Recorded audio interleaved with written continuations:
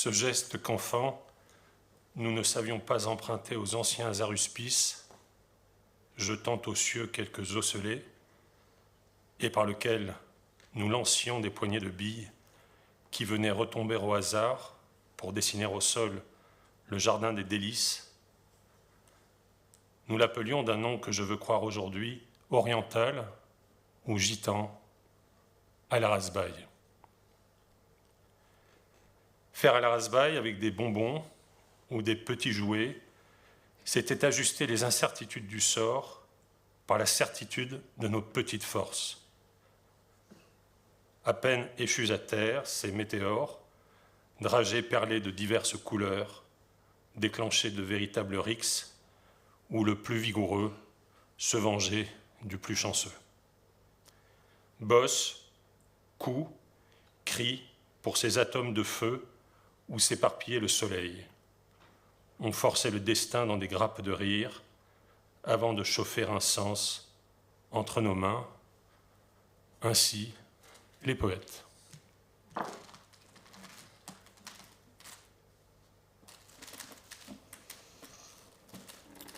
Vous venez d'entendre le premier poème publié dans le premier recueil poétique de Martin Rueff, donc en 2001, aux éditions Compact, à la Rasbaille, et vous allez vite comprendre pourquoi.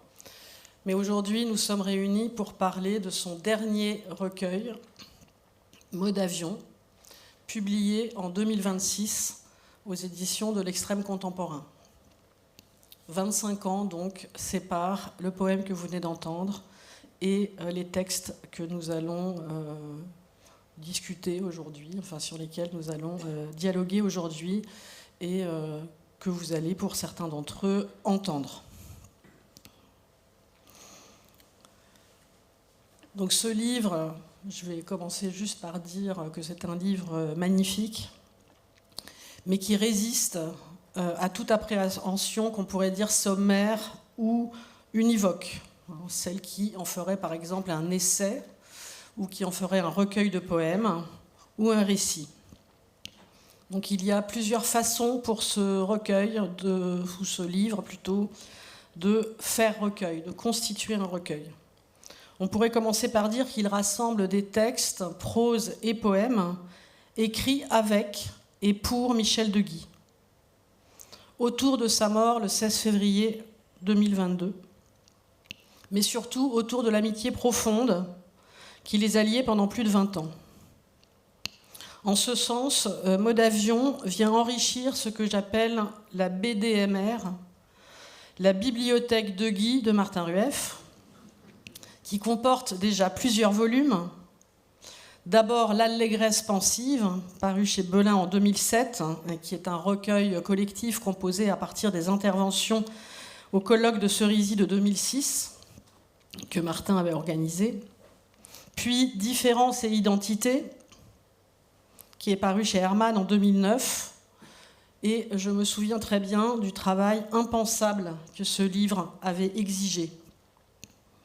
Mais aussi Le Grand 8, que j'ai ici, un collectif de mars 2010 composé pour les 80 ans de Guy, sans compter beaucoup de textes publiés en revue et certains poèmes à lui adressés, dont certains se trouvent dans Mots d'avion, mais pas tous. Mais dire de Mots d'avion qu'il est consacré à De Guy serait bien insuffisant pour décrire l'extrême composition de ce livre. Celle-ci pourrait apparaître comme le travail d'un architecte qui multiplie les cours, les entrées, les coursives, les enfilades et même parfois les murailles, et avoir du coup quelque chose d'intimidant. On a en effet 2 seuils qui ouvrent et ferment le volume, puis 7 sections intitulées « Faces », comme les faces d'un dé. Alors sur un dé commun, il y a 6 faces, mais il existe, bien sûr, tout existe, des dés à 7 faces. Vous pouvez tout à fait bien les compter sur ce dé.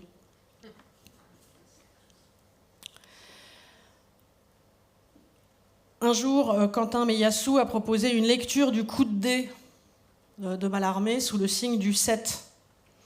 Il a compté 707 mots dans un coup de dé, jamais n'abolira le hasard. Chacune de ces 7 faces, cette fois je parle des 7 faces de Mots d'avion, est composée de 2 textes, l'un en prose, l'autre en poème. Du titre général, Mots d'avion, au titre des sections, nous sommes entraînés par plusieurs métaphores. D'abord celle de la maison, avec les seuils, puis celle de l'avion et de ses 2 ailes, qui contient, comme toute métaphore, un sens littéral. Le premier poème du deuil a en effet été écrit dans un avion, et il est ici au centre du recueil, il s'appelle également Mode avion. Mais la métaphore conduit aussi vers plusieurs sens figurés. Celui qui apparaît sur la 4e de couverture est seulement là. Je cite, « Les 2 ailes de cet avion sont les proses des allégeances et les poèmes des allègements. » Et puis, le sens figuré, contenu dans l'idiomatisme en mode avion, qui renvoie à la coupure provisoire de nos communications en régime aéroporté. Nous sommes tout le temps joignables, sauf dans les airs. Comme la technologie fait bien les choses. Si l'on veut se souvenir, et là je cite Mot d'avion, que l'on a longtemps dit aux enfants et aux croyants que tel ou tel proche était monté au ciel, monté là-haut, et que, comme tel, il ne répondrait plus. Cette métaphore rappelle aussi combien Michel Deguy, en homme du XXe siècle, en homme du siècle des nuages, a aimé l'avion. Il en a parlé, par exemple, dans Actes. Si j'écris pour dire l'ascension de l'avion, il déchire les nuages comme un fauve s'arrachant au chien. Cette image qui aide peut-être à la compréhension du plaisir, muet jusqu'à l'heure du décollage, en le remettant par l'analogie dans le grand jeu connu et toujours inconnu des choses dissemblables et pareilles, renvoie à des images elles-mêmes non métaphoriques, mais symboles premiers. La deuxième métaphore symbole de Mode avion de Martin Rueff, métaphore structurante du recueil, qui lui donne finalement sa forme, est celle du dé, du lancer de dés, du coup de dés, du jeu de dés et de pions.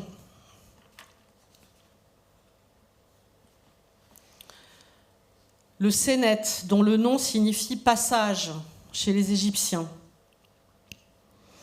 Jeu qu'ils plaçaient dans les tombes pour que le mort, peut-être, puisse communiquer avec les vivants. Cette métaphore du jeu n'est pas contradictoire avec celle de l'avion, puisque le lancer de dés connaît lui aussi un mouvement d'ascension, d'élévation, puis de retombée. D'ailleurs, beaucoup de personnes qui ont une appréhension à monter en avion, l'appareil pourrait chuter brutalement, comme le dé, s'en remettent au hasard. Mais cette métaphore nous emmène aussi ailleurs. Une poétique des nuages ou des nuées n'est pas une poétique du dé qu'on jette ou du dé qui roule. Nous allons y revenir.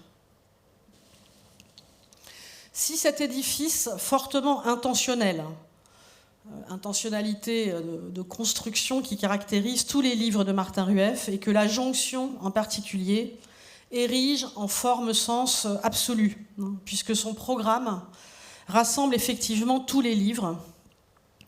Et si cet édifice ne barre pas l'accès de la lectrice ou du lecteur, ne se présente pas comme un dispositif d'intimidation, c'est précisément parce qu'il offre plusieurs entrées et nous invite dans cet espace largement imaginaire et surtout propice à laisser une ouverture à l'imaginaire, du courant d'air qui passe par une porte battante, des lèvres entr'ouvertes, la sortie prochaine au-dessus du nuage, le passage de la prose vers la poésie et retour.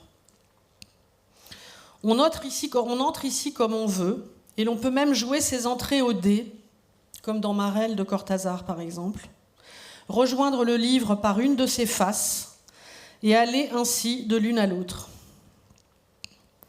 Mais ce dispositif n'est pas seulement une dialectique entre liberté et contrainte, ni une simple réflexion sur le hasard.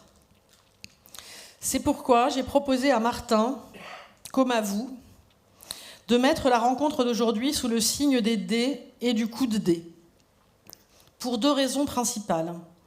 La première, on l'a déjà suggéré, c'est que c'est une métaphore structurante de la poétique.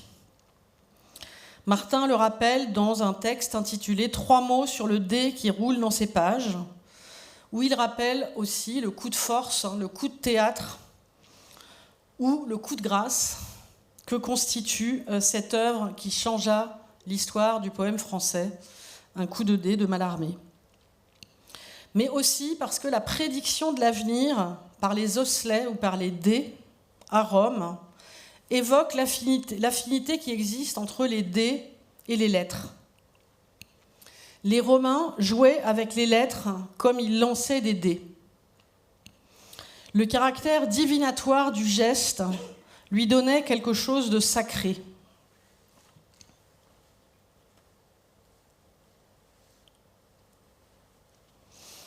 Par la forme quasi monumentale de la pierre inscrite, le jeu fait aussi allusion à la monumentalité des usages les plus prestigieux de l'écriture dans la ville, dans les textes publics ou funéraires, sur pierre ou sur bronze. Un même jet fait rouler ensemble le dé, la lettre et le tombeau. En grec, c'est un même mot, ptosis, qui indique le cas grammatical et la chute du dé. Les cas tombent dans la langue. La divination est aussi un savoir, même si celui-ci ne rentre pas dans le domaine de la preuve et témoigne d'une extension du régime de la rationalité, voire, on pourrait dire, une sortie de ce régime. Cette extension paraît singulièrement propice pour penser notre relation à la mort et aux morts, comme chez les Romains. Et l'une des faces du livre D, qui est mode avion, joue sur les lettres de l'inscription funéraire d'une façon unique. MD, Médée, Médée et Médée. Emma, Emma, mode avion, et Mema, MD, Emma, Michel Deguy, mode avion, Madman, C11, H1, 5N, O2. C'est la formule chimique du MDMA. Et comme CJ, JD, Jacques Derrida, Jacques Deguy, CJ, MD, en MA, MD, Kema, MR. MR, 2F, les 2F d'éphémère. Donc c'est une épitaphe à Jacques Derrida, à Michel Deguy, ainsi qu'à Jacques Deguy, qui fait signe vers un recueil de poèmes de Michel Deguy qui est Gisant, dont Martin va lire 2 extraits. Convoi, petit cimetière au bord de la rivière, country churchyard, aux tombées abandonnées, qu'ici, j'écris mentalement, repose Jacques D. sous le cèdre à jamais. Égorgé, la voix donc cherchant les doigts, j'ai, sur les rives étranglées du fleuve du pays de ton nom, notre père, porté en terre, avec soin, déposé sa gorge blessée sous une croix cathare, puis, monté à la tour de Lévis, plus lisse que la pagode des harmonies, ici, j'écris mentalement, repose JD, sous un cèdre à jamais, je t'abandonne, murmure dans les baies, à coquelicots, gisant. Donc cette épitaphe à son père, Jacques Deguy, et avec laquelle résonne donc ce poème épitaphe de Modavion. Alors la deuxième raison pour laquelle la métaphore du dé me semble déterminante, c'est qu'elle appelle la déclinaison du dé dans la langue après l'apparition du dé concret dans le poème. Or, le dé dans la langue, c'est à la fois le préfixe de la privation, comme dans défaire, délier, déplier. Il est alors issu du préfixe latin dis, mais c'est aussi le préfixe de l'intensité, comme dans dévisager, débattre, défaillir, dénombrer, délaisser. Il est alors issu du préfixe latin dé. Je propose donc maintenant de jouer au jeu du poète dé pour tenter de donner au dialogue la forme même qui est celle du livre, avec ses 6 faces plus une du dé. Donc nous avons constitué deux listes avec des entrées numérotées de 1 à 6. La première liste contient des mots commençant par D et qui m'ont paru être des concepts ou des gestes centraux de l'écriture de Modavion. La deuxième liste présente des images, des séquences de films ou des textes mettant en scène ou accompagnant le lancer du dé. La contrainte, c'est que nous allons accepter le sort jeté par les dés et qu'il est possible que certaines entrées n'apparaissent, ne tombent jamais, et d'autres tombent 2 fois. Et donc, nous allons accepter de jouer à cette contrainte. Donc, à partir de maintenant, je ne vais plus toucher aux dés, et je vais demander à Martin de tirer la première série.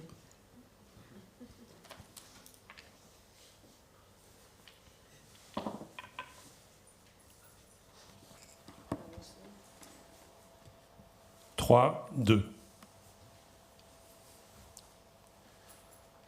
Donc je choisis le 2 de la liste des mots en D, des liaisons, et le 3, peinture, Georges de la Tour, les joueurs de dés et le reniement de Saint-Pierre.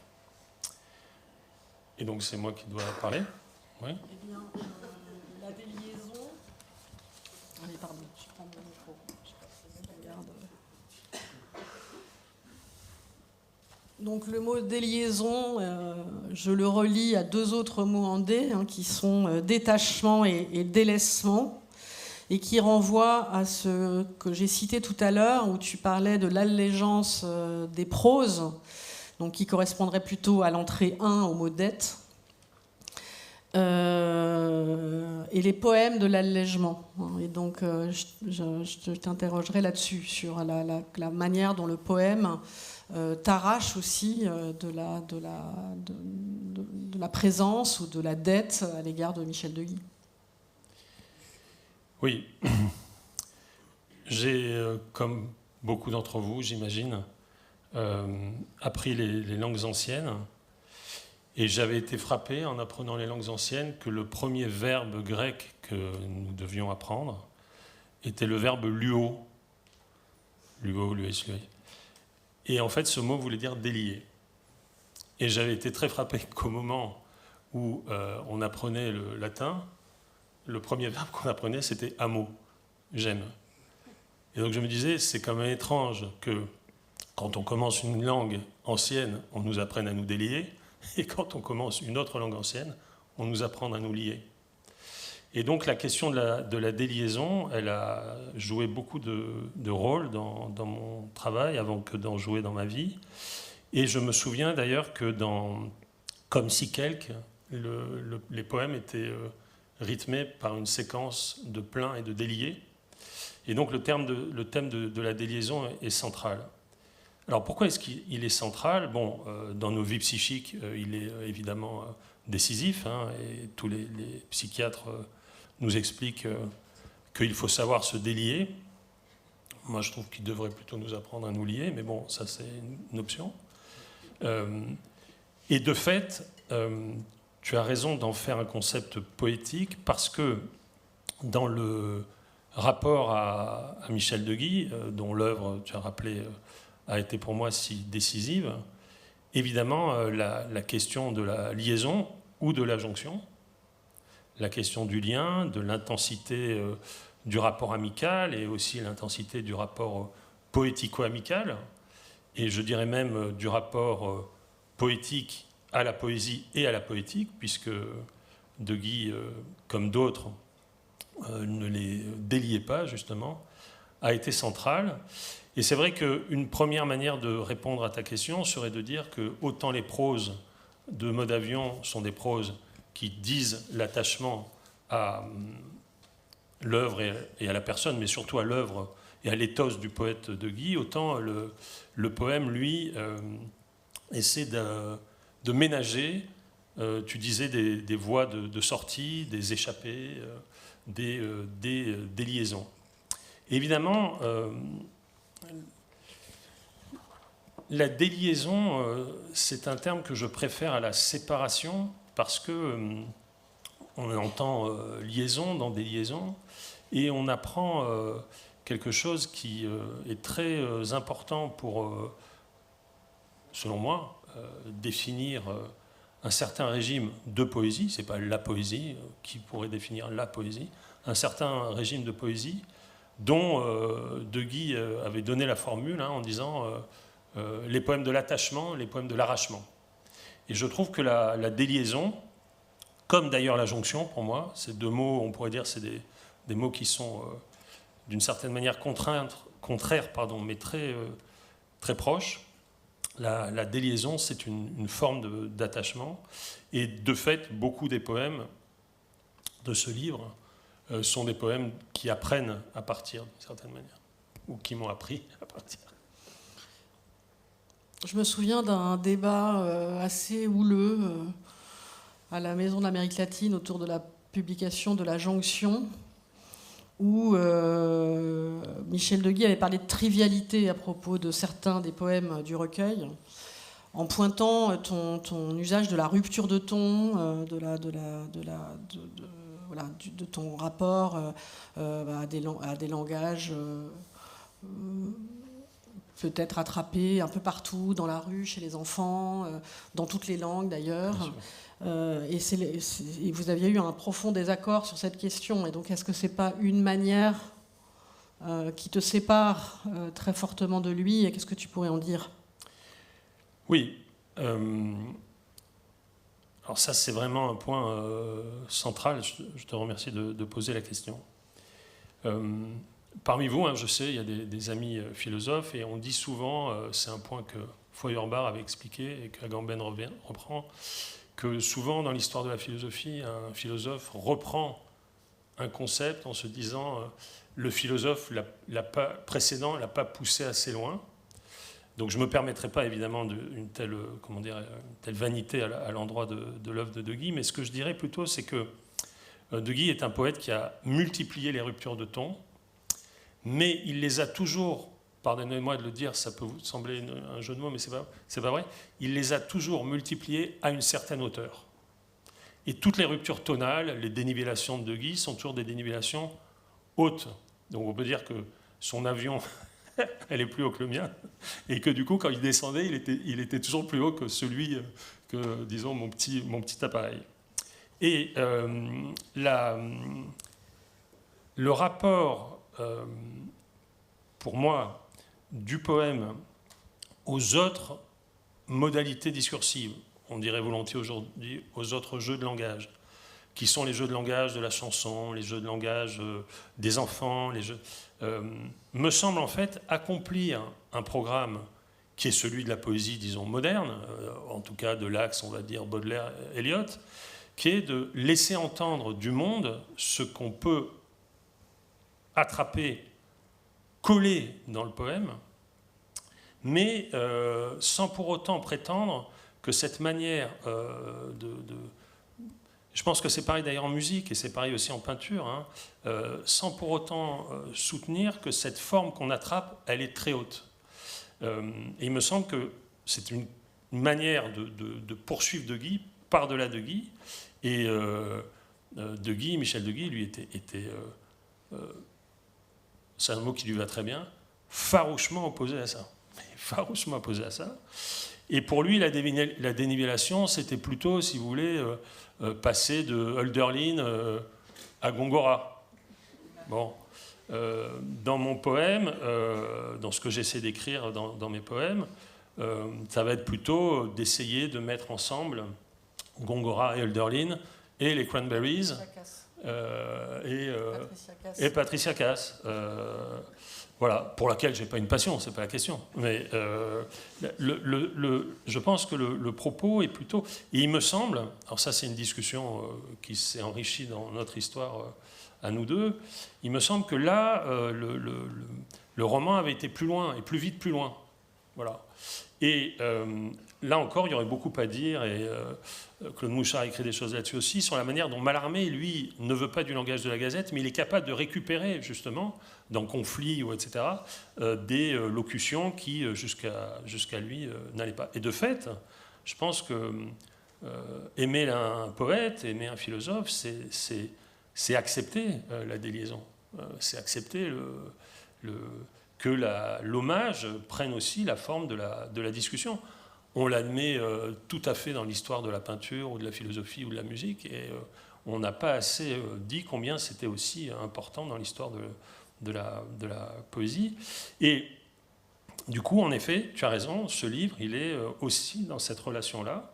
Alors si on voulait faire les savants, on dirait dialectique, hein, mais en fait c'est une relation, je préfère qu'on dise liaison, déliaison, en cherchant des formes. Et est-ce qu'elle recoupe allégeance et allègement ?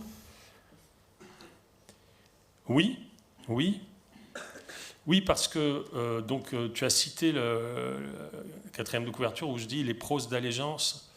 Donc les proses d'allégeance, en effet, ce sont des essais qui, je le précise, en cherchant ce que cherchait De Guy dans la poésie, cherche ce que peut être la poésie pour nous. Donc là aussi, il y a une espèce de penser le poème à travers un grand poète, ce que tous les philosophes font quand ils commandent d'autres philosophes, mais quand les poètes le font, ils le font généralement de manière plus, je dirais, déférente, et donc ils exposent la poétique de Guy.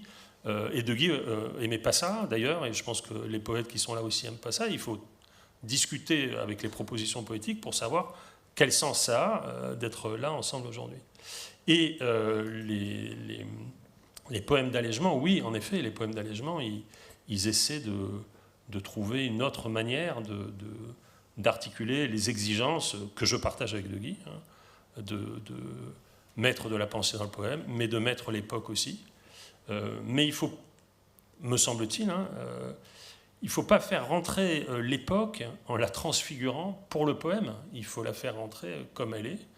Et donc ça peut donner des poèmes moins, disons, hauts, puisqu'on est dans le lexique de l'avion, des poèmes peut-être moins hauts, mais qui précisément, me semble-t-il, quand ils arrivent, s'ils y arrivent, à de la hauteur, sont encore plus touchants parce qu'ils ont accepté de tomber. Voilà. Bon, ça c'est extrêmement vaniteux ce que je viens de dire. Mais en tout cas, bon, voilà. Disons c'est l'horizon, c'est là où se fixe on fixe l'orientation. On va s'arrêter là sur des liaisons parce que si tu fais un double 2 tout à l'heure, il faudra qu'on le reprenne. Et ça ne va pas manquer. Donc on passe maintenant à la peinture d'accompagnement, qui sont les joueurs de dés de Georges de la Tour, qu'on peut voir actuellement au musée Jacquemin-André, avec un détail. Et ce qui m'a frappé, c'est que si l'on regarde de près ce détail, mais là peut-être que ce n'est pas tout à fait visible, encore que, on s'aperçoit qu'on a sur la table un brelan de 1. Alors qui peut correspondre, si on fait un petit peu d'iconologie, à l'unité du divin, mais qui est peut-être aussi un écho au reniement de Saint-Pierre, donc à une autre toile de la tour qui est tout à fait contemporaine de la précédente. et où sur le côté, donc Saint-Pierre nie connaître le Christ, alors que des personnages, des soldats, on parlera des soldats plus tard, jouent au dé.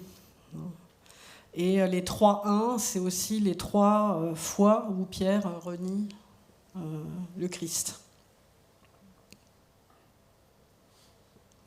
Donc je voudrais juste que tu commentes ces deux toiles.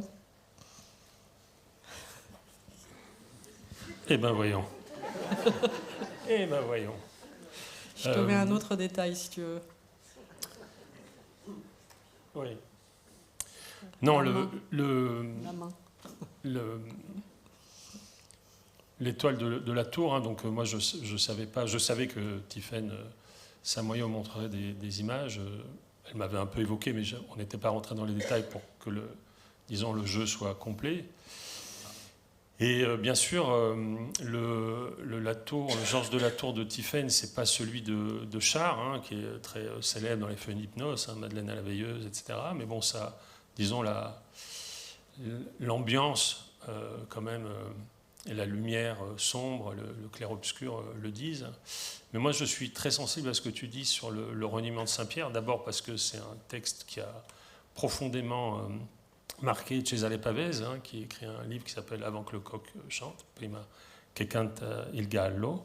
Et encore plus frappé par ce que tu dis du rapport, si tu veux, entre hasard et nécessité, et d'une certaine manière, ce que le jeu de dés, et c'est sans doute une des raisons pour lesquelles Mallarmé se saisit de ce dispositif, ce que le jeu de dés essaie de conjurer, c'est le hasard.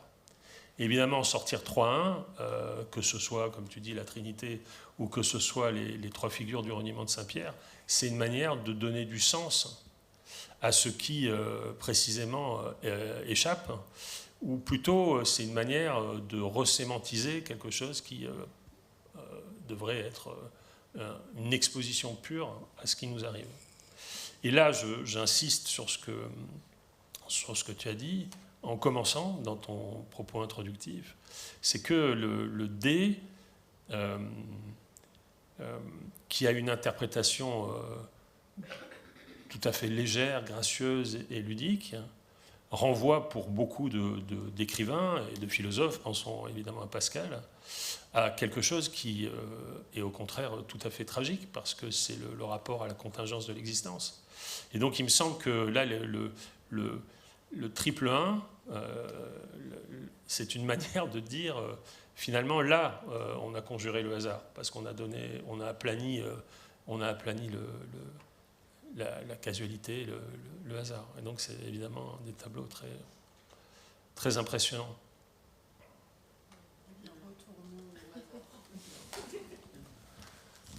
Donc le dispositif de Tiphaine est tel qu'on ne peut pas tricher. Voilà. Et c'est pour ça que j'ai dit que je n'aimais pas ce jeu, d'ailleurs.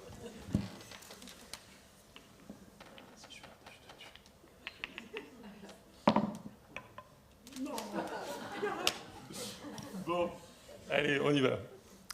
Donc je choisis, non mais là ça va, je choisis le 2 de Man Ray et le 4 de Derrida. Ça. Comment ? J'ai pas le choix, c'est vrai. Est-ce que tu veux que je commence par... Sur Derrida, donc je précise qu'il y a dans Mode Avion un texte qui est peut-être le plus essayistique de tous, enfin le plus savant, on va dire.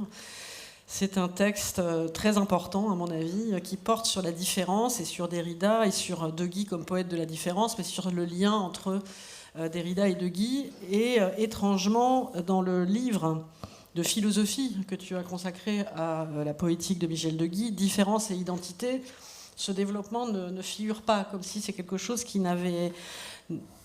présente une telle évidence dans Mode Avion, qui pourtant n'était pas apparu, comme des choses si évidentes qu'on ne les voit pas, et que tu n'as développé donc 15 ans après Différence et identité, alors qu'on aurait pu l'attendre dans ce livre-là. Et évidemment, donc, Derrida forme chaîne dans notre dispositif avec déférence, différence et différence avec un A. Oui, en fait, merci d'introduire cette séquence ainsi, parce que, pour dire la vérité, quand j'ai écrit Différence et identité, j'étais au fait des textes de Derrida, on les étudiait évidemment, mais j'aurais été absolument incapable d'écrire ce texte. Absolument incapable.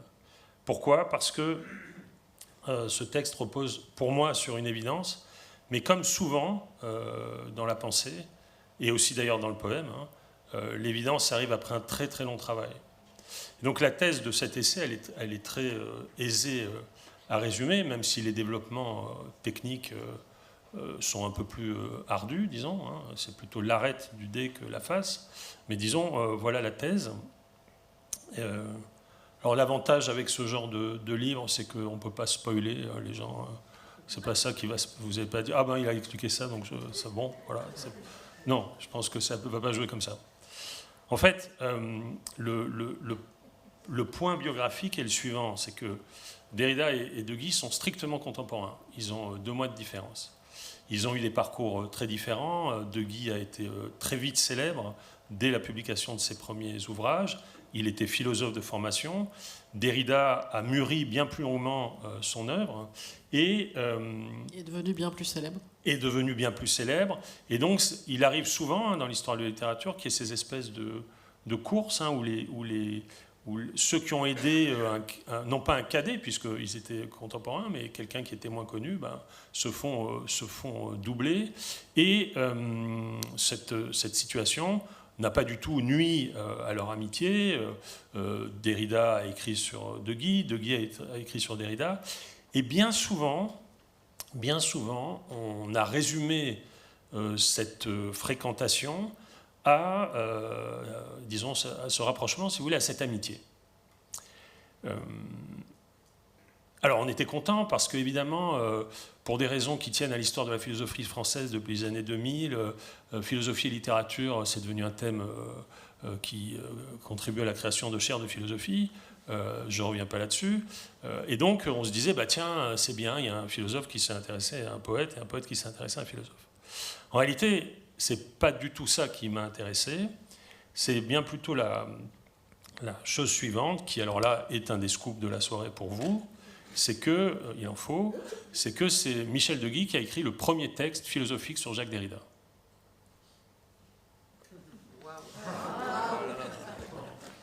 Bon, voilà. Donc le premier texte, et donc c'était un texte très technique sur un livre très technique de Derrida, puisque c'était La Voix et le phénomène. Et je me suis dit, mais c'est quand même étrange que De Guy ait saisi ce qui se passait avec La Voix et le phénomène, qui est un texte vraiment que les Husserliens connaissent bien, que les heideggeriens connaissent bien, parce que c'est le début de la déconstruction de Husserl par Heidegger, de la déconstruction par Derrida de Husserl par le levier d'Heidegger. Et je me suis dit, tiens, mais qu'est-ce que De Guy a vu dans Derrida et qu'est-ce que ça a signifié pour sa poésie? Et donc là, on rentre dans quelque chose, à mon avis, de beaucoup plus radical et aussi peut-être beaucoup plus douloureux dans l'histoire du trajet poétique histoire de Guy, qui est la suivante. C'est que, il me semble, et c'est la thèse que je défends dans cet essai, au cœur du livre, que De Guy a essayé de faire avec la poésie ce que Derrida avait essayé de faire avec la philosophie, c'est-à-dire de déconstruire. Et déconstruire la poésie, c'est pas du tout un programme simple, surtout quand on est déjà un grand poète. Et pour moi, la cassure, c'est vraiment 66. J'ai vu qu'Antoine Compagnon avait consacré un livre important à cette année. Et en fait, les poètes ne sont pas présents dans ce livre, et c'est regrettable. Pourquoi ? Parce que De Guy, il faut vraiment rappeler ça, De Guy est salué par des poètes qui se sentent très proches de lui, Bonnefoy, Jacotet, Dupin, évidemment, comme un poète de l'hyper-présence aux choses. Un poète du paysage, de la terre, du vent, du corps. Un poète qu'on pourrait lire avec Merleau-Ponty. Donc dans une poche, on a disons, une veste à 4 poches, on a acheminement vers la parole, la phénoménologie de la perception, dans le leurre du seuil, et puis fragment du cadastre, etc. Et en fait, De Guy, et ça c'est vraiment très intéressant, je trouve, parce que c'est une singularité de ce poète, a cassé sa poétique, et il est devenu un poète de la différence, vraiment. Je ne dis pas d'ailleurs que dans les recueils précédents, il n'y avait pas, si tu veux, des fêlures hein, qui brisaient l'unité de la faïence, de la belle poésie de Guy, mais il a cassé ça. Et en faisant ça, évidemment, il a perdu beaucoup de lecteurs, il est devenu un poète qu'on a appelé intellectuel, il en a beaucoup souffert, il est devenu un poète qu'on a réputé difficile, et il en a beaucoup souffert, alors que pour lui, la déconstruction de la poésie était, de la même manière que la déconstruction de la philosophie était pour Derrida, une manière de continuer au présent l'effort des aînés. Et donc c'est ça en fait la thèse du... Et donc la thèse, je suis désolé de le dire de manière aussi plate, elle est très simple, mais en effet dans Différence et identité, je ne l'avais pas vu, c'est-à-dire qu'en réalité quand De Guy dit le poème c'est ce qui met la différence au cœur de l'identité, j'entendais différence, disons plutôt de manière... je sais pas, logique, ontologique, hegelienne, je sais pas quoi. Mais en fait, c'était Derrida qui était là. Mais d'ailleurs, il serait faux, hein, il serait faux de dire, pardon, je m'enflamme un peu, je vais me calmer. Il serait faux de dire que De Guy a fait ce qu'il a fait parce qu'il a lu Derrida. C'est beaucoup plus intéressant que ça. Ce sont deux efforts parallèles de deux esprits très attachés à la tradition philosophique et poétique et qui, pour poursuivre, si tu veux, ont employé des dispositifs théoriques et langagiers comparables, analogues. Voilà ce qu'on peut dire, je crois. Et toi qui viens après, comment tu t'inscris au bout de cette itinéraire parallèle, et est-ce que tu te définirais comme un poète de la différence, et comment, du coup? Parce que par rapport à ceux qui viennent avant, qui sont finalement eux, ou pas? C'est évidemment très difficile de répondre à cette question. Ce que je peux dire, c'est que il me semble que dans la manière d'aborder certains affects, certaines scènes dans les textes que j'essaie d'écrire, dans les textes poétiques que j'essaie d'écrire, de fait, la différence, la déliaison, le départ, ou peut-être le rapport, puisque c'est un dé qu'on n'a pas, j'ai pensé à ça tout à l'heure, un dé qu'on n'a pas utilisé, mais qui est décollement, décollage, joue un rôle très important, très important. Et donc oui, je crois que aujourd'hui, une des tendances, il n'y a pas une tendance, il y en a plusieurs, heureusement, la poésie contemporaine est très riche, et variée, et contradictoire, et c'est évidemment heureux pour toutes et pour tous. Une des tendances est quand même l'apologie de la présence qui, disons, se scelle par le culte de la performance, c'est-à-dire du corps sur scène et de la présence du corps du poète ou de la poétesse au corps du public. Et donc cette apologie de la présence qui a plusieurs sources, hein, à la fois théoriques et pratiques, et aussi qui subit plusieurs types d'influences depuis le théâtre, les arts de la performance. Pour moi, c'est assez loin, on peut dire ça modestement, c'est assez loin de ce que je sens et de ce que je fais. Voilà. Donc je propose que nous regardions ce petit extrait d'un film de 1929 de Man Ray qui s'appelle donc le château de la maison, j'ai oublié, le château des dés, enfin vous allez voir le titre. Le mystère du château du dé, pardon.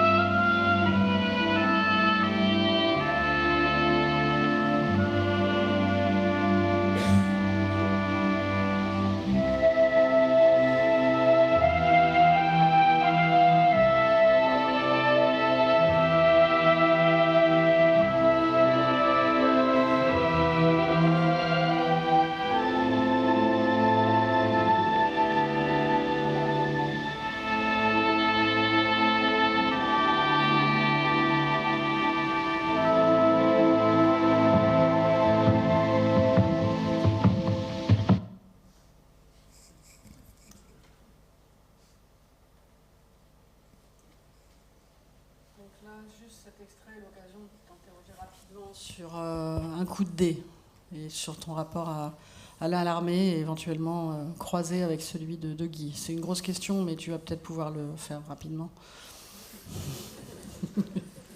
Hop, hop, c'est fait. Non, un mot sur l'extrait qu'on vient de voir. J'ai quand même été frappé que la scène des dés soit suivie d'une scène où il longe un cimetière. Et donc le rapport entre les faces des dés et les faces des tombeaux est sans doute pas un hasard. Et par ailleurs, il faut rappeler évidemment la fascination que Man Ray avait pour les jeux, et notamment les échecs, et qui est un autre rapport. Alors là, le jeu qui abolit complètement le rapport au hasard, je crois. Enfin, comme je ne suis pas très joueur moi-même, mais bon. Oui, alors, Mallarmé de Guy est un petit peu où j'en suis, moi, où on en est, nous, aujourd'hui.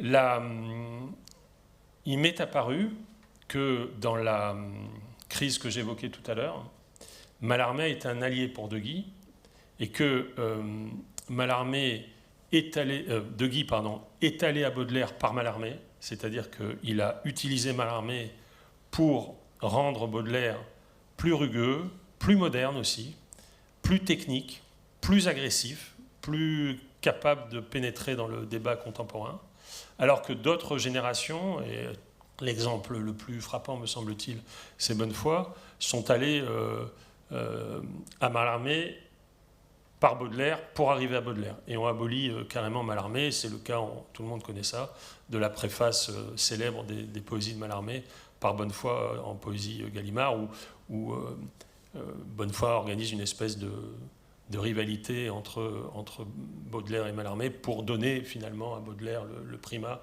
comme le poète de la présence aux choses. Et donc évidemment, la technicité du poème de Mallarmé, la syntaxe de Mallarmé, la conception ontologique du poème de Mallarmé comme des dispositifs de disparition, hein, par exemple les sirènes, etc., sont des obsessions de De Guy. Des obsessions de De Guy. Et donc, il va très loin parce que un des énoncés les plus forts, me semble-t-il, de la dernière poétique de Guy est un énoncé parfaitement mallarméen.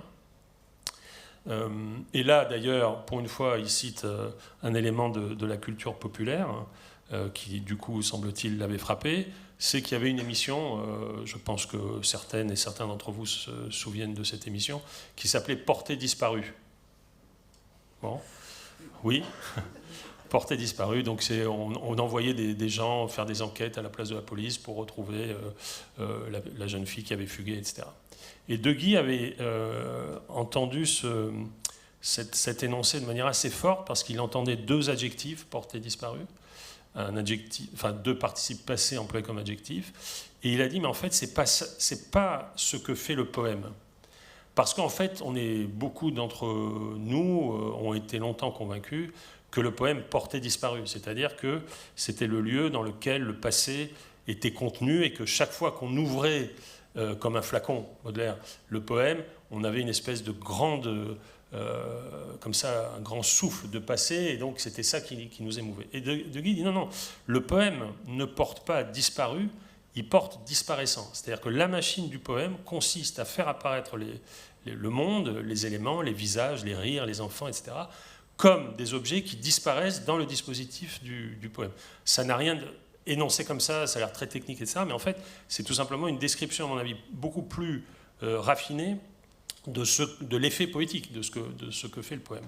Et là, à ce titre-là, je me reconnais... oui, comment dire ça de manière non vaniteuse, mais enfin, je me reconnais parfaitement dans cette exigence, dans cette poétique de portée disparaissant, d'où d'ailleurs ma fascination pour Eurydice, comme non pas l'Eurydice comme morte, mais l'Eurydice qui d'ailleurs rappelle une phrase ou à moins que ce soit d'ailleurs l'Ecclésiaste qui cite le mythe ovidien virgilien, c'est celle qui serre les bras sur le vide, Stringam brachia, et en fait c'était du vide qu'elle enlaçait. Et cette image, elle est obsédante dans plusieurs de mes textes, et elle est mallarméenne, ça c'est sûr. ça c'est sûr. Le flanc au fond d'une sirène, c'est bien ça, c'est le porté disparaissant. Vous pourriez lui demander de jouer un peu, mais... Sans main de bois. Donc il faut faire des gros chiffres là maintenant.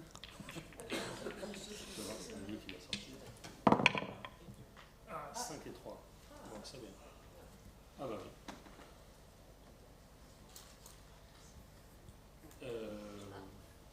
Ah bah, de toute façon, là, j'ai pas le choix. C'est 3 détresse et 5 cinéma. D'accord.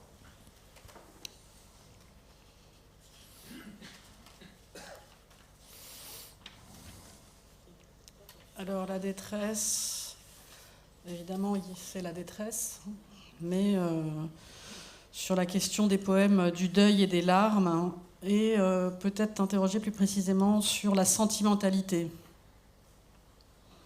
Alors je pense évidemment au poème lu au bord de la tombe, le poème intitulé Comme avec De Guy dans Mode Avion. Mais aussi la manière dont tu reprends à ta façon les genres du tombeau et du traîne tels que les a pratiqués De Guy. Oui, alors plusieurs disons, détours pour ne pas répondre trop à cette question un peu difficile. La première, c'est de rappeler cette phrase que j'avais, je crois, utilisée dans le premier livre de poésie que j'ai utilisé. Il y a des musiciennes ici, et donc je pense à cette phrase, et une phrase de Schubert qui m'avait beaucoup bouleversé. Il dit « Parce que vous connaissez vraiment de la musique gaie. » Et donc il y avait cette idée que même la musique la plus allègre contient par sa légèreté même, et on est toujours...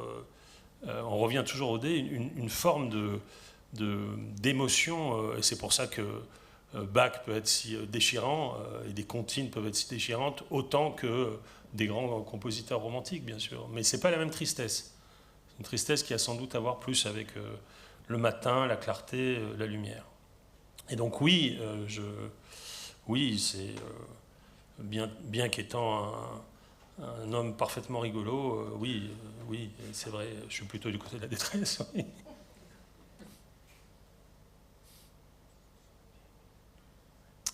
Alors, le deuxième élément de réponse, ça serait de rappeler le mot détresse, en fait, parce que, tu l'as bien dit, le préfixe latin va dans deux directions, et le mot détresse, en réalité, hein, il ne vient pas du tout de détresser, ça serait intéressant de penser à ça, et on pourrait dire, voilà, alors l'héroïne de la détresse, c'est Pénélope, puisque elle tresse pour détresser, ou elle détresse pour tresser.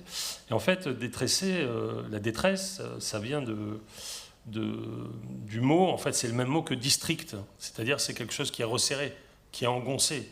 Et donc ça renvoie aussi au champ de l'angoisse, hein, de ce qui nous serre le cœur. Hein. C'est une très forte expression, serrer le cœur, qui n'a aucune... disons qu'il y a peu de réalité physiologique, mais une vraie réalité descriptive pour nos sentiments.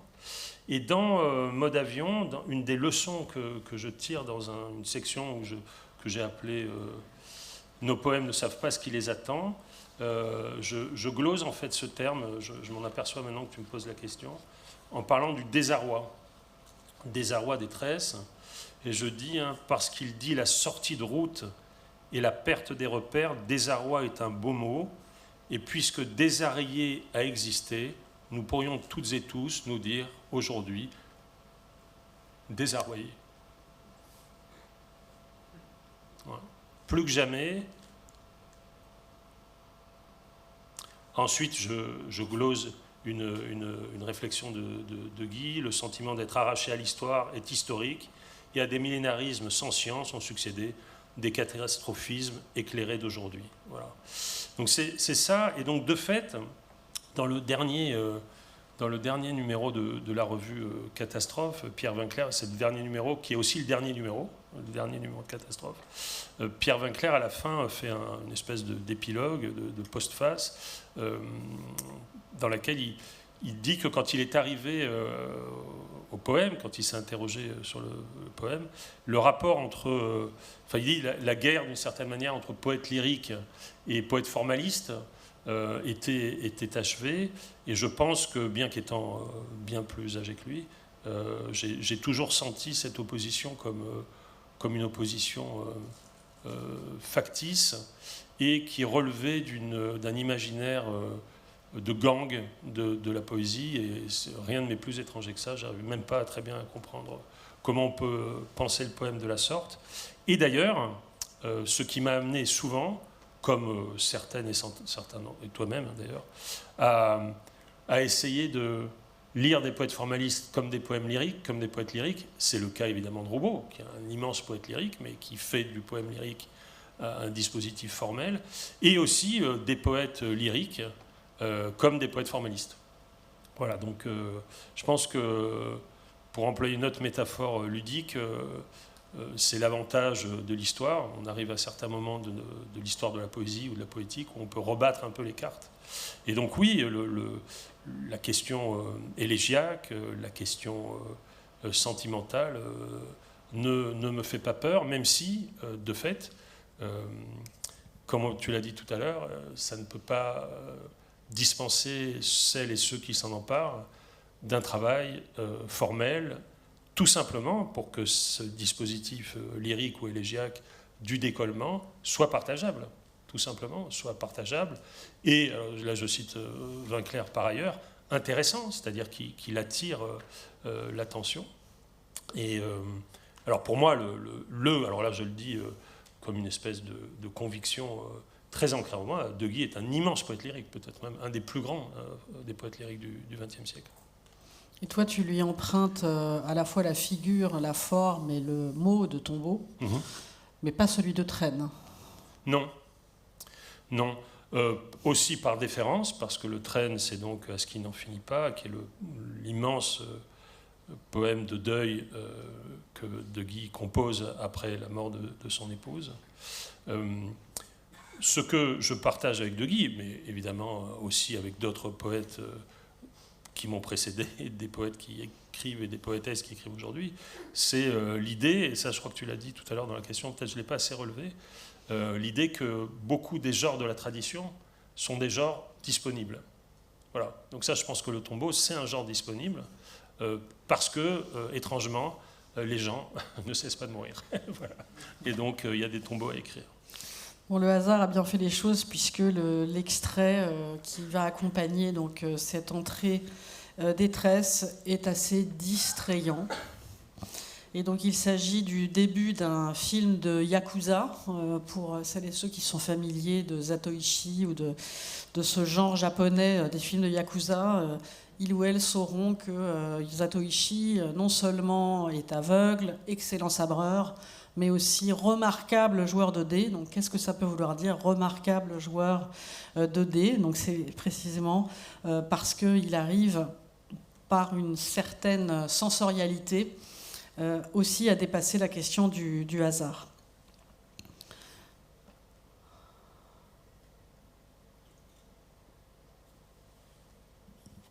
Peu d'entre vous s'attendaient à voir un film de Yakuza ce soir. Attends. Ça démarre ou pas? Je peux le faire démarrer, voilà.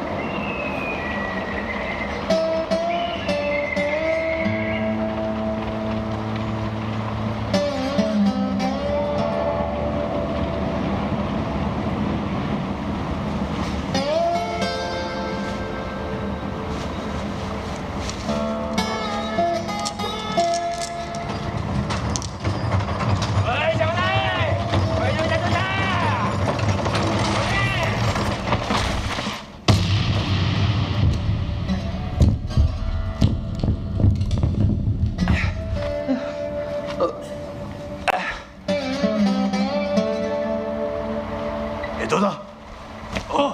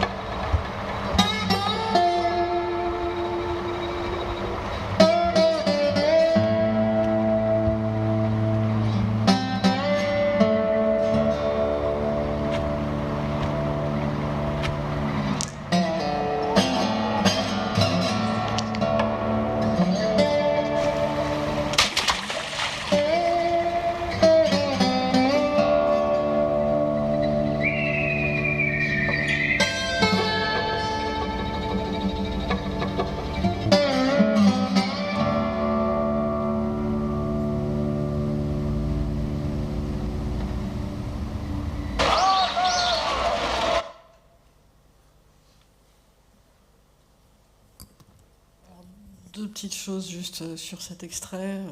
Ricochet ou lancer de dés?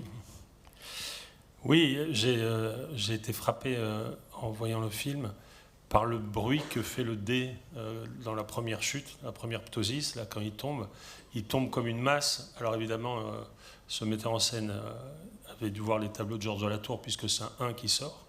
Mais bon. Et c'est beau, je trouve, le bruitage est un peu peut-être excessif, mais l'idée c'est la chute des corps et le dé, non pas, alors là pour le coup, dans l'envol, mais dans la détresse justement. Et la scène qui a l'air un peu mythique en fait, non, du personnage sur le pont, dos au ciel, face à la rivière ou le fleuve qui jette les dés.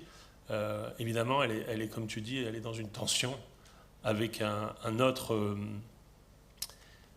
image qui me travaille beaucoup, qui vient aussi de l'enfance d'ailleurs, parce que toutes ces choses finalement viennent aussi de nos souvenirs personnels, qui est celle des ricochets, qui est un dispositif formel que j'avais utilisé cette fois-ci pour le lapidaire adolescent, dans une relation aux pierres de Kaiwer.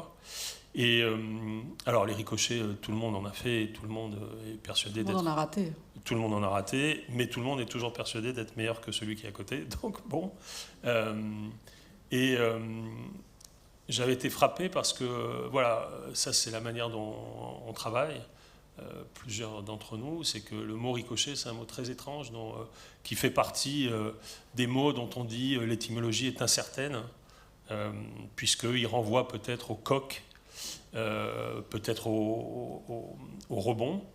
Et dans la poétique, il me semble que c'est une belle image, d'abord parce que c'est une image de lancer, et puis parce que c'est une image d'élan, et l'idée que le vers part sur la surface du langage pour aller le plus loin possible et va retomber sur un autre vers qui lui-même va retomber, mais finalement toujours dans la chute, c'est une image très forte, et qui, pour celles et ceux qui aiment Dante, évoque beaucoup de choses, parce que chez Dante aussi, hein, et cadi comme un corpo cade, évidemment c'est une image très, très chère à Dante, hein, le tomber de sommeil, tomber, et le vers tombe, et l'autre vers le relève, et donc il y a une espèce comme ça de mécanique, et en effet, alors là il ne fait pas vraiment des ricochets, parce que les dés coulent, mais je trouve que cette scène, elle permet en tout cas de relier ces deux types de lancers, que sont le lancer du dé et le lancer du galet, hein, de la pierre plate. Ce qui m'a frappé aussi, mais on va peut-être pas avoir le temps de le commenter, mais c'est que dans les deux cas, aussi bien dans le film de Man Ray que dans celui-là, le lancer de dés constitue vraiment une amorce narrative. Oui. Et ce serait intéressant aussi de voir comment, pour la narration, il constitue une amorce, alors que pour le poème, c'est peut-être autre chose qui est en jeu. En effet, le rapport à la lettre, comme je le disais en commençant. Mais... Oui.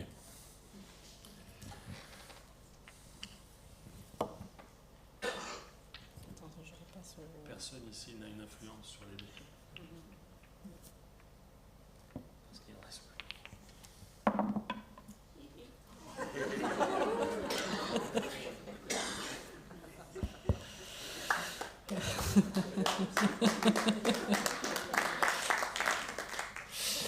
Alors, je choisis Man Ray et des liaisons.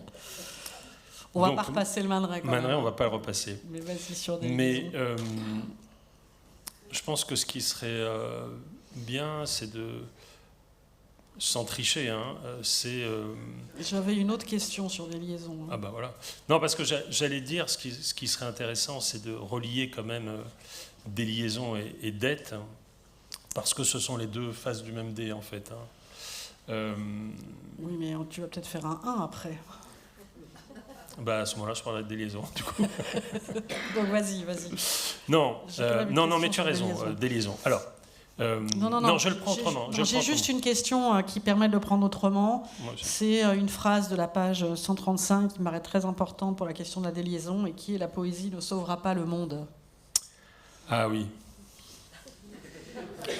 Ah oui. Autre scoop de début d'année. Oui, il me semble que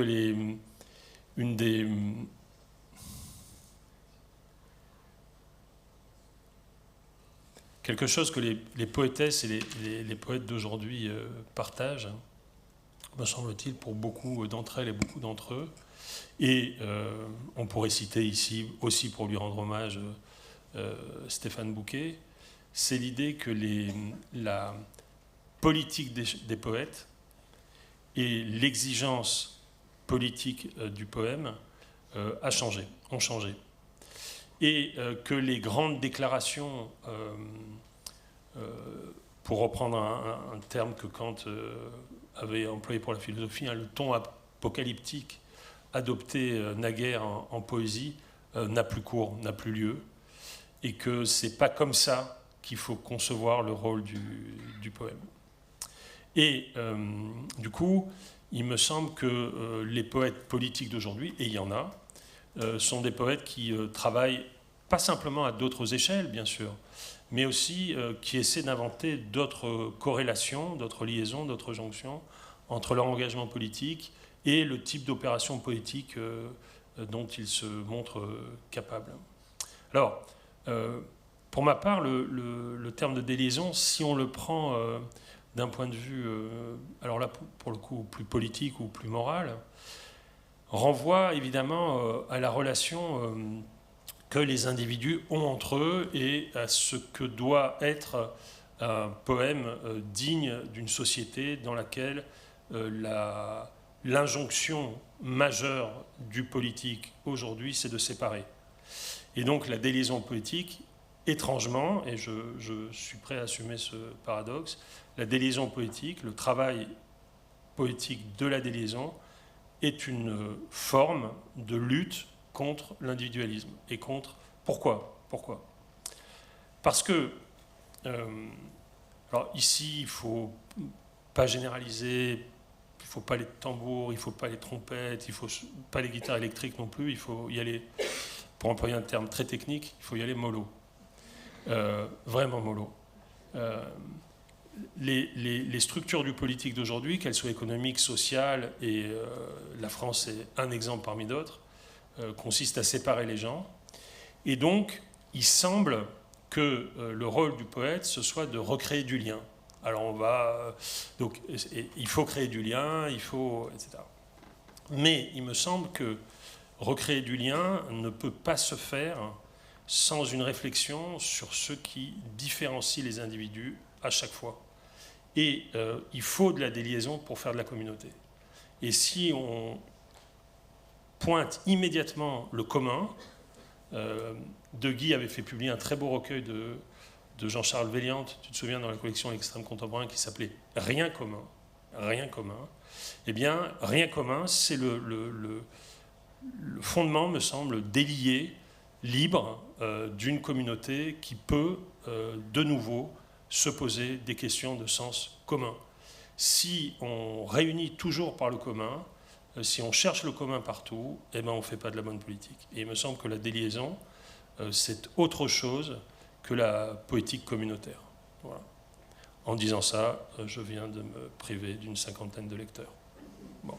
Mais je suis convaincu que c'est très important. C'est très important. Alors, par ailleurs, et je le dis plus rapidement parce que c'est un point technique, il me semble que la déliaison a une autre harmonique dans notre rapport à la langue du poème. C'est évidemment la question du détachement des lettres. Et tu as montré à partir de la lecture de la première phase du livre que ça compte.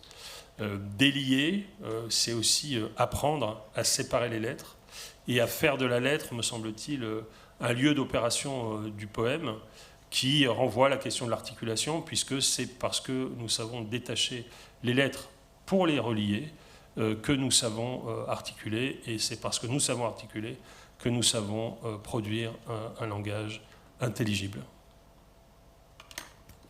On ne va pas repasser l'extrait de Man Ray, mais néanmoins on va continuer très rapidement à partir de lui, puisque la quatrième face du tombeau, ou du dé, qui est la forme de ce livre, est un hommage à SMS, Sa Majesté Stéphane.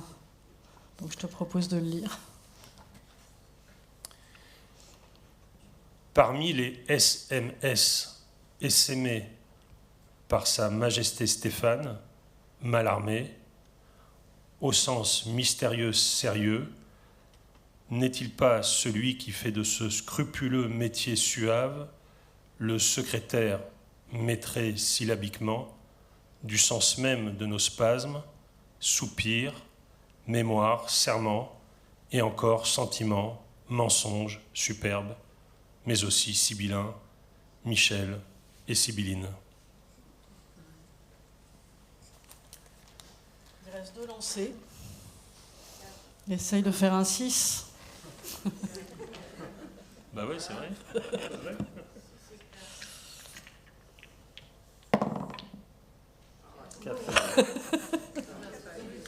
Dans le creux de l'oreille. Donc 4 et 2. Donc on va lier la dette et la déliaison étant liées. Tu peux parler de la dette à partir de la déliaison, et nous pouvons lire dans le creux de l'oreille. Eh oui.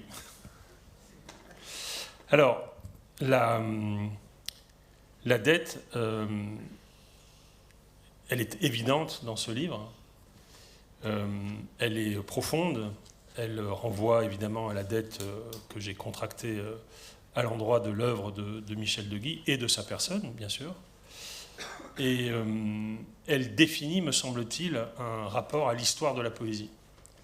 Et il me semble important de rappeler que, à partir de la fin des années 60, un certain nombre de poètes, et ici de Guy et Roubaud étaient très proches, et beaucoup de poètes après eux et de poétesses se sont fait porteuses et porteurs de cette conviction, que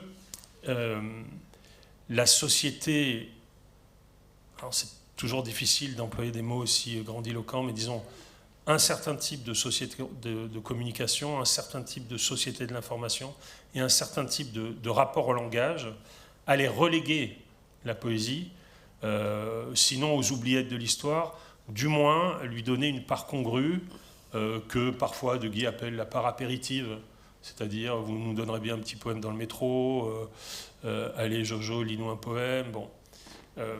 Et évidemment, oui, je ne sais pas pourquoi je dis ça, mais vraiment.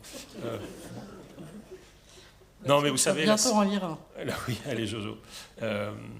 Et donc la conviction de Guy, c'était que une certaine forme de modernité devait accepter de se faire le convoi de la tradition poétique et de rappeler la dette. Alors, par exemple, chez Roubaud, ça a pris une forme tout à fait extraordinaire. C'est-à-dire que Roubaud est devenu le grand spécialiste du sonnet, un des grands spécialistes au monde du sonnet, mais aussi du chant royal. Et De Guy, lui, sa manière de faire a été, alors évidemment, de multiplier des textes sur des poètes de la tradition, mais aussi d'accompagner beaucoup de poètes contemporains. Et il me semble que un des rôles de la poésie d'aujourd'hui, je le dis de manière la plus plate possible, c'est de faire aimer la poésie. C'est ce que j'ai dit. Non, mais c'est vrai. Oui, mais on peut passer donc à l'accompagnement qui est une lecture au creux de l'oreille. Ah oui. Oui. Debout comme deux et comme deux Guy.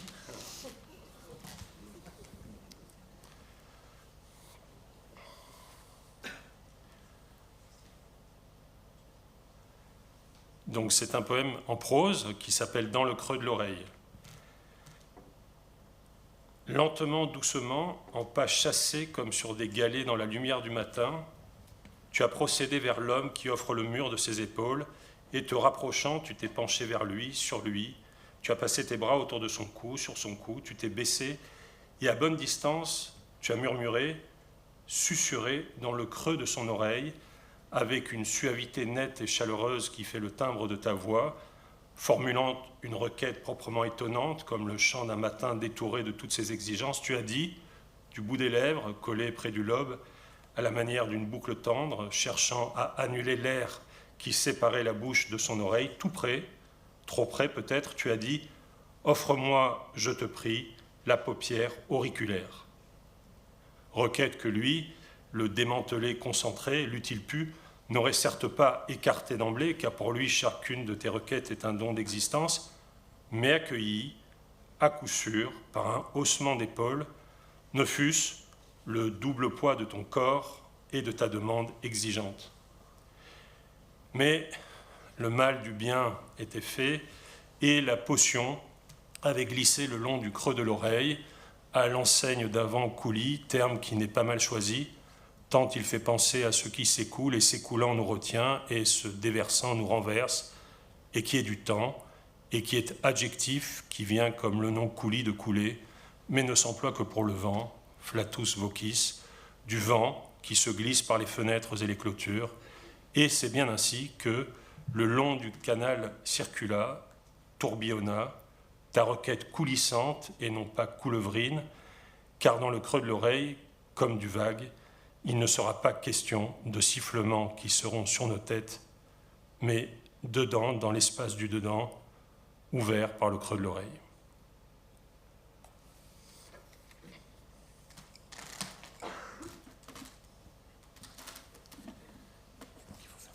Dernier lancer de dés, peut-être tu peux les secouer un tout petit peu.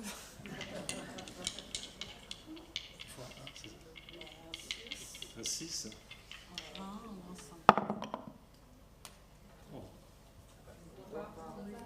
Ah pardon. On recommence. 5 et 1. Voilà. C'est bien. On a déjà fait la dé. Ça ne sert à rien de tricher. Bon, alors on fait. Allez.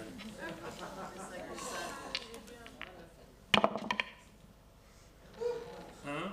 Non, mais c'était mieux les 5 et 5. On recommence. Allez, 5 et 5. Ah, 6 et 1, c'est parfait. 6 et 1, c'est parfait pour finir. Ah ben non. On avait triché, là on a détriché, justement.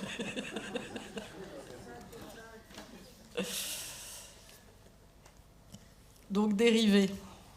Alors dérivé, tu peux aussi parler de dévirer, qui est un des motifs de ton analyse de N'était le cœur dans le texte qui s'intitule ainsi, d'après le poème de De Guy, N'était le cœur. Et nous parler aussi du passage des 6 faces du dé aux 7 faces, qui est une forme aussi de dérive malgré l'existence des dés à 7 faces. Mais en fait, il existe des dés de toutes sortes de nombres de faces. Ça peut aller jusqu'à 60, voire plus. Ce que savent les joueurs et joueuses de jeux de rôle. Alors le mot dérivé, il est particulièrement important pour la poétique de De Guy et d'une certaine manière pour la poétique de certaines et certains d'entre nous, parce qu'il renvoie évidemment à la rive, au rivage, et à toute une tradition que j'appellerais, je suis sans doute pas le premier à parler de cette tradition, les poètes fluviaux, hein, les poètes qui aiment les fleuves. Et donc, dériver, c'est à la fois aller à la dérive, vous connaissez l'expression bien sûr, et donc aller à la dérive sur un fleuve, se laisser porter, et c'est évidemment une exigence du poème. Hein, c'est-à-dire que le poème doit être à la fois un dispositif parfaitement concerté et justifié d'une certaine manière, et parfaitement dérivé, dérivant. Alors, il est aussi dérivé au sens où il dérive de quelque chose, mais dans la jonction, par exemple, hein, il y a des longues scènes, puisque c'est un poème des fleuves, de deux fleuves qui font la jonction à Genève, c'est-à-dire l'Arve et le Rhône. Et donc il y a de longues scènes de dérive sur le fleuve, hein, de corps qui dérivent sur le fleuve. Et inutile de dire, car ça serait de mauvais goût, que cette dérive sur l'eau a aussi, dans ce livre, une dimension politique. Mais de fait, c'est à la fois dans un emploi personnel et dans une relation à De Guy que j'emploie ce terme ici, puisque dans un poème très beau, assez tardif de Guy, qui s'appelle N'était le cœur, qui date de 2011. Donc ce n'est pas la dernière période de Guy, mais c'est celle qu'on pourrait appeler l'avant-dernière. Voilà ce poème. N'était le cœur, nous serions sourds, en vie sans doute, mais comme les méduses ou les vipères dérivées. N'était le cœur, nous serions sans monde, le cœur chronique qui nous scande, le cœur constant qui nous suspend, nous arrachant à l'autisme animal lové, le cœur qui revire nos yeux à l'extase et nous alerte vers le dehors.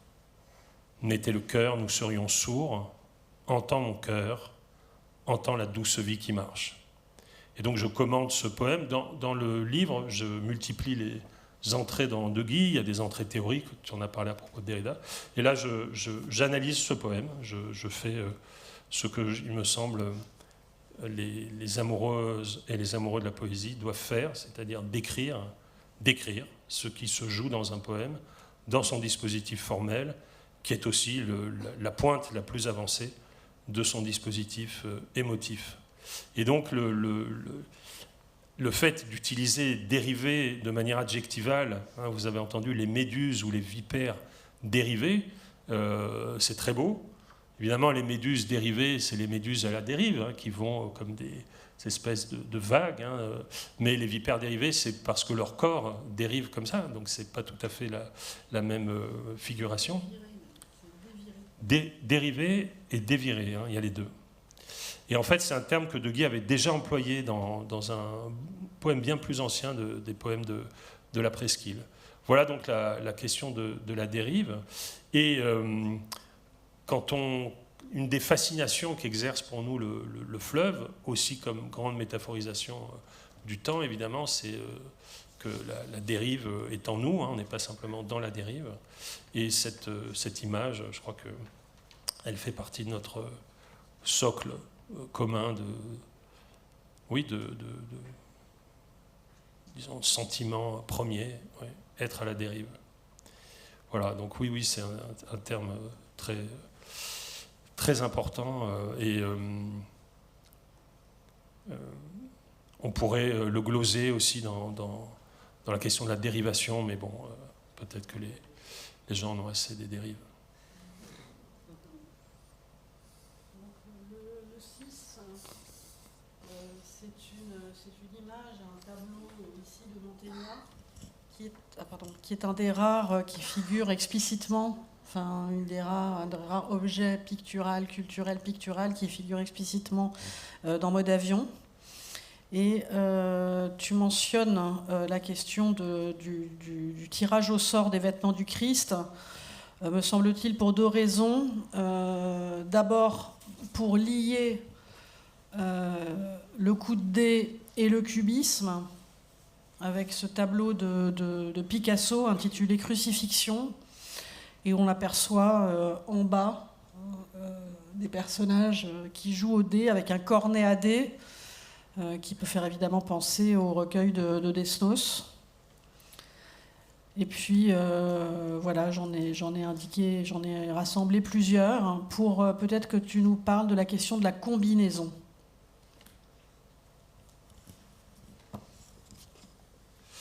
Oui, alors le tableau de Mantegna, c'est un détail hein, de la crucifixion.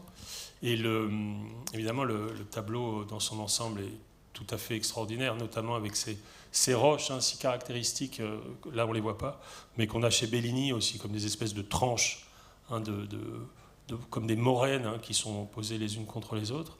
Et alors, comme vous le savez, hein, l'interprétation de la scène des centurions qui jouent la tunique du Christ au dé, hein, une scène qui a appelé de très très nombreuses interprétations, toutes très émouvantes, parce que d'une part, évidemment, il y a le tragique de la nécessité christique d'un côté, et puis le hasard de la vie qui continue en dessous, au pied du crucifix. Il y a aussi, évidemment, et c'est pourquoi ces tableaux nous touchent aussi, un rapport entre culture sacrée et culture profane.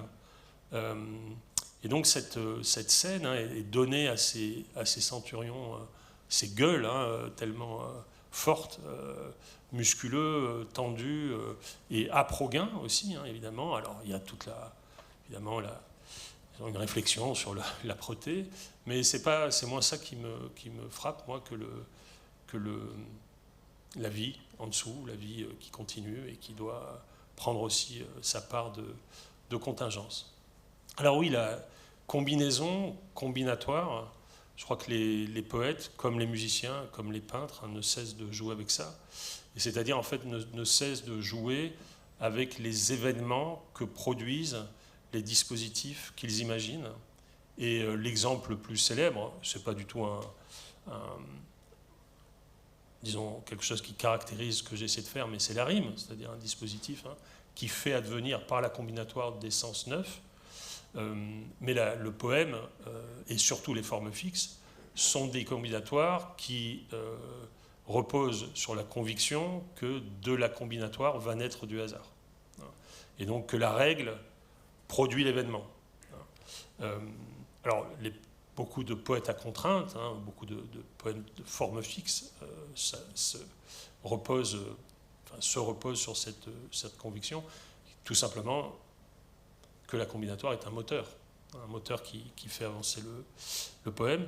Alors De Guy, hein, c'est pas du tout un poète à contrainte, c'est un poète de combinatoire. Il y a des poèmes, il y a des recueils, il y a des livres de poésie qui répondent à des combinaisons beaucoup plus strictes et savantes que d'autres, mais disons, c'était à la différence justement de son contemporain Jacques Roubaud, c'est pas du tout un poète qui a pratiqué disons, un formalisme de la formule, comme je dis. Il y a la combinatoire poétique donne lieu à plusieurs types de formalismes, des formalismes de la formule, c'est-à-dire je me donne une formule pour formuler un poème, et puis des formalismes de la forme, c'est-à-dire l'idée que je cherche une forme, et à partir de cette forme, je formalise les opérations de mon poème. J'ai perdu des gens, mais c'est une conviction très ancrée. Et la combinatoire dans ta poésie, est-ce qu'elle joue un rôle ? Oui. Non. Oui. Oui, parce que je pense que l'activité de l'écriture en vers repose sur des échelonnements de combinatoires, si tu veux. C'est-à-dire, il y a d'abord la combinatoire des lettres dans le mot, des mots dans le vers, des vers dans la strophe, et puis évidemment la combinaison des strophes dans des suites plus longues, et puis des poèmes dans la structure générale. Et moi, ce qui m'intéresse, tu l'as souligné d'ailleurs tout à l'heure, souvent, c'est que quand j'ai pas la combinatoire juste, celle que j'estime le plus proche de ce que j'imagine, de l'ensemble du poème, du livre de poésie, je le lâche pas. C'est-à-dire que j'aimerais bien que ce livre, mais pas que le mien, que tous les livres de poésie soient lus comme tu as dit tout à l'heure, c'est-à-dire comme une attention forte et résolue à la combinatoire générale, mais aussi comme quelque chose qu'on peut lire de manière ouverte et légère, non contraignante.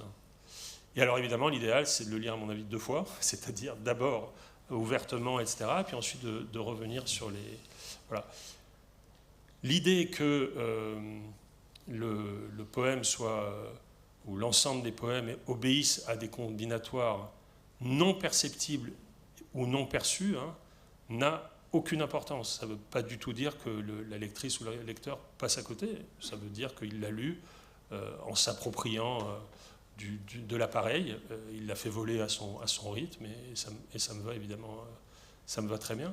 Mais de fait, la manière dont se structurent les poèmes dans l'ensemble du livre, c'est mon exigence combinatoire. Donc le hasard aura fait que nous conservons dépoétisé autour d'un verre à la sortie de cette salle et que nous n'aurons pas lu ce magnifique poème qui est Essorement des hommes à la Noria des morts. Mais je te propose en guise d'envoi que tu nous lises l'envoi de la jonction qui fait le lien ou la jonction entre ces jeux ou ce jeu auquel je t'ai soumis aujourd'hui et la forme de tes poèmes, on va dire, ou la forme de tes recueils. Oui, ce que peut-être tu... Oui.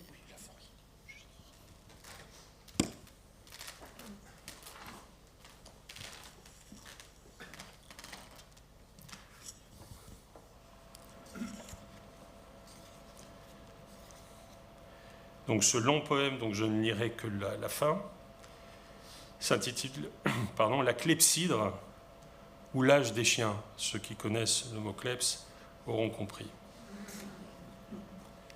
Je me demanderai toujours ce que c'est pour un chien qu'un instant décisif, un regret, un remords.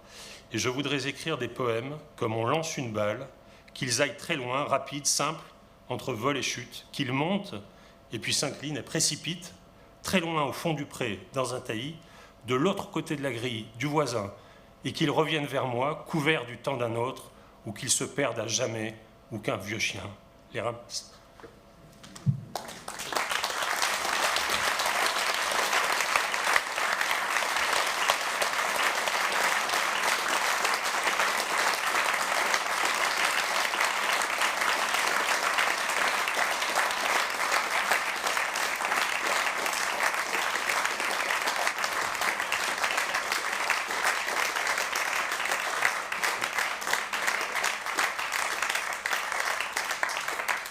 Merci pour votre présence, merci pour votre attention et votre écoute. Merci infiniment à toute l'équipe de la Maison de la Poésie qui a été placée un peu à rude épreuve pour mettre en place l'ensemble de ce dispositif. Merci infiniment à eux.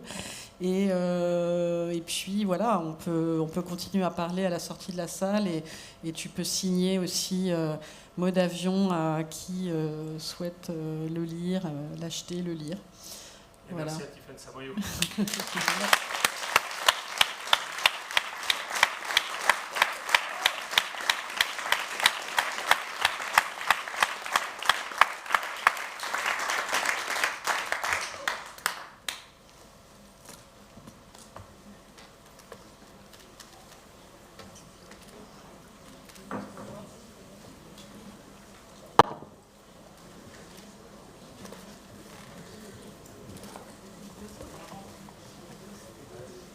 Ouais.